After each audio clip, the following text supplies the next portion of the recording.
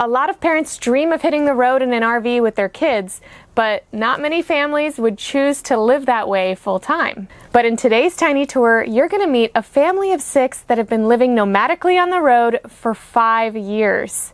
They're going to explain their motivation for downsizing and also take us through their self-renovated vintage Airstream. All right, guys, are you ready? Let's take a tour. Make this house our tiny home.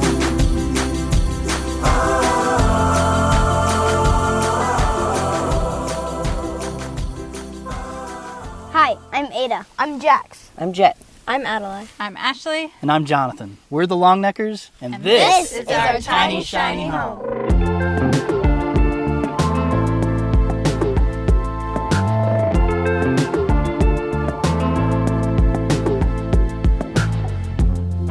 I had a friend in the same web development community that started traveling with his family in an RV.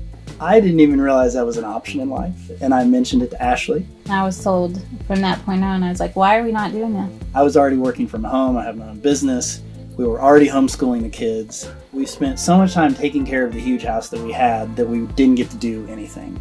So we spent about a year researching, going back and forth and discussing and trying to work out all the details. We bought a huge fifth wheel because we were coming from a pretty good sized house. It was a huge transition for us. We loved the places we got to visit, and we loved being in the trailer and living in it, but we didn't love the places we had to park it. It was so big and so power hungry that it had to be in an RV park. I think that when we started doing this, we had a little bit more of a romantic version in our heads of just being more in nature. Once we decided that we wanted to do this off-grid thing more, it was very apparent that we needed a different rig. We needed something shorter and lighter and smaller, something that was made to be off-grid. Even in the beginning when we were looking for trailers, we were drawn to the Airstream. There wasn't really an option for a family of 6 because they're not as big. But then when we really started looking at, well, what if we bought an older one and we built it exactly the way we wanted it? Could we fit 6 people in here? And the answer was yes.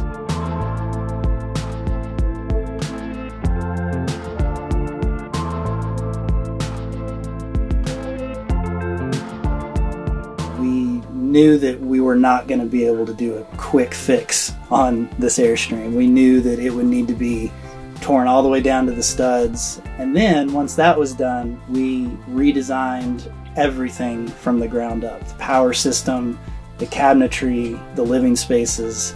We spent about $13,000 on it. And then we put about $35,000 into renovating. We know that that sounds like a lot, but it's our home. It's literally what we live in. And we wanted to enjoy living in it.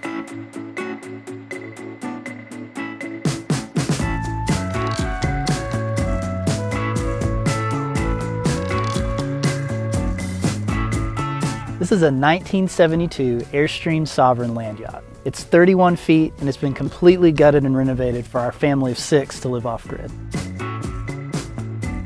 So on the roof, we really needed to utilize as much space as we could. Because we wanted to camp off-grid, we knew we needed a lot of solar, so we crammed 500 watts up there. And it's been really great for allowing us to boondock and to sort of live normally and work from the road while not having to be plugged in at a campground. I've also got an array of internet antennas up there because, again, we have to work and so we need connectivity.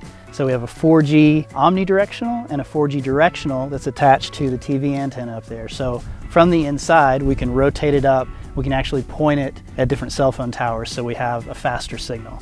So what I've found recently is that sticking with the directional antenna is actually easier because I don't have to switch connecting it to the WeBoost inside. We also have an omnidirectional Wi-Fi out, and that's because we have a router inside and sometimes we want to be outside and work, and so the Airstream walls don't let that Wi-Fi signal through very well, so this allows us to connect to our Wi-Fi network even outside of the Airstream.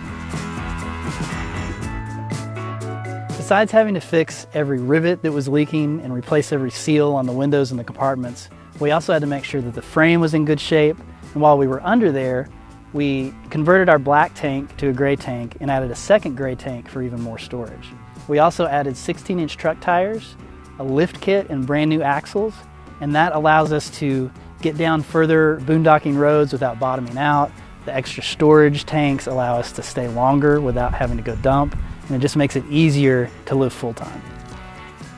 So at the front of the trailer, we were lucky enough to be able to keep the original vintage aluminum propane tanks. It's awesome because they don't rust, they're super light, you can get them recertified, and they shine up when you polish them. We also found these deer antlers here in the middle of the desert, and so we attached them just for a little bit of personality.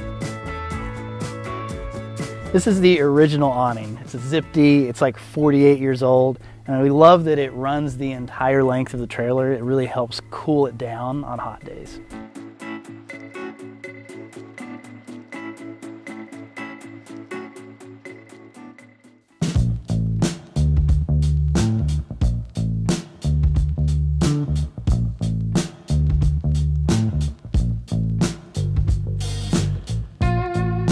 Welcome to the inside. We're going to start in the back and go to the front. So this model actually had the bathroom in the rear here, and we kept it in the same place just to simplify some of our plumbing, and also because this vent was here already, and so we could use this when we take showers to sort of suck that moisture out. It's actually a pretty good sized bathroom for a 31-foot trailer. So right here we have our closet, and this holds all of our clothes for a family of 6. We use packing cubes to keep everything very organized and compact. We have a composting toilet, and so that allows us to camp off grid for much longer periods at a time. It means we don't have to have a black tank, and we really love that. We've got a nice, simple little sink. We've got a pretty good sized shower with a tub. It's got an extendable curtain rod. If you're tall like me and you're kind of cramped in the corner, you want to have a little extra space there, so that helps. We've got hooks hidden everywhere so we can hang towels, and we can put toothbrushes and all sorts of things in little nooks and crannies. We've got a little hidden coat closet right here, and we even have a place to store our dirty laundry back in the corner. Moving forward, this is the kids' bunk area. When we were planning this renovation, it was really important to us for the kids to have their own space and to be really comfortable. We were already coming from a good sized fifth wheel where they had their own space, and we didn't want to lose that during this renovation. So we made sure they each have their own bed, they each have their own wall and their own space where they can hang things up and they can personalize it. We made sure that they each have their own reading light and plugs so that they can power their devices if they need to. We also wanted to make sure there was plenty of storage so that the kids could bring any books or toys or games along that they wanted to. So we have plenty of storage both above and below their bunks.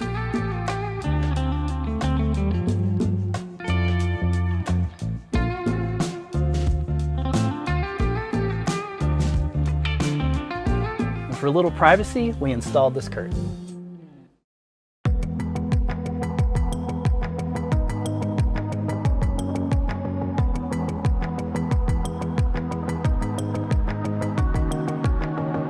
In the middle of the trailer is the kitchen. This also is actually the same area where the kitchen was in the original build. We decided that we really needed to open it up because the original kitchen, all the countertops and everything came in really tight. And when you have 6 people that are moving back and forth in a small area like this, we just wanted to make sure that we had plenty of room for everybody to walk back and forth. And the longer we've been in it and the older our kids have gotten, we're really glad we made that decision. So Ashley loves to cook, and it's a really big part of our family and our home life. So we really wanted to make sure there's plenty of room for her to do that here. So we have 2 6-foot counters, we have a huge sink, we have a propane-powered stove/oven. We got plenty of storage on the top and the bottom to keep utensils. And we even made this multi-purpose so that we can take this and put it outside and use it as an outdoor shower. This side of the kitchen is all about storage. The top area is pantry for all of our food. We have these really great locking latches so that when we're traveling, things don't fall out. We have our Berkey, which we love. We use that to filter all of our water to drink. We built this area to house all of our plates and our dishes and our cups and our utensils so that we can have easy access to them, and also so that they aren't weighing down drawers during our travel. And here we have an under-the-counter marine fridge. It's 7.5 cubic feet. It's actually pretty good size. We don't have any trouble fitting our food in here for our family.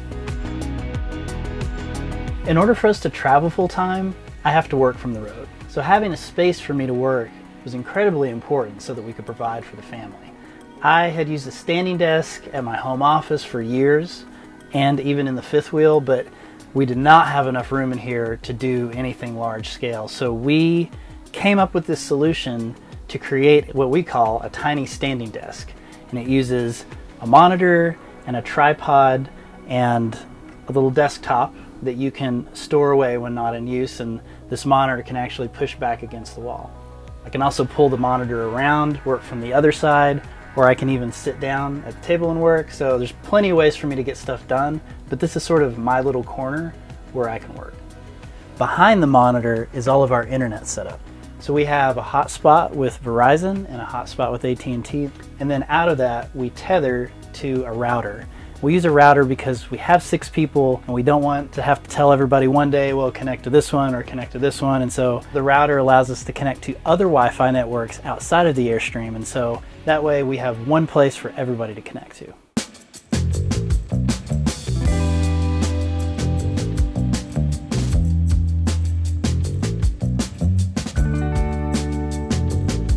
Finally, up front is our most multi-purpose area. This works as our kitchen table, so you can see we have a nice big table so that everybody can fit around it. It converts down into a bed for Ashley and I at night. It's bigger than a queen, not quite a king. Underneath, we've got tons of storage, so we've got drawers that pull out on the front, and we've got top-loading storage bins past that, and then up front is all of our power, our lithium batteries, our converter, our inverter. So we eat all of our meals together up here, we play card games, the kids draw, they do their school up here. So this has really turned into sort of the central hub for the Airstream.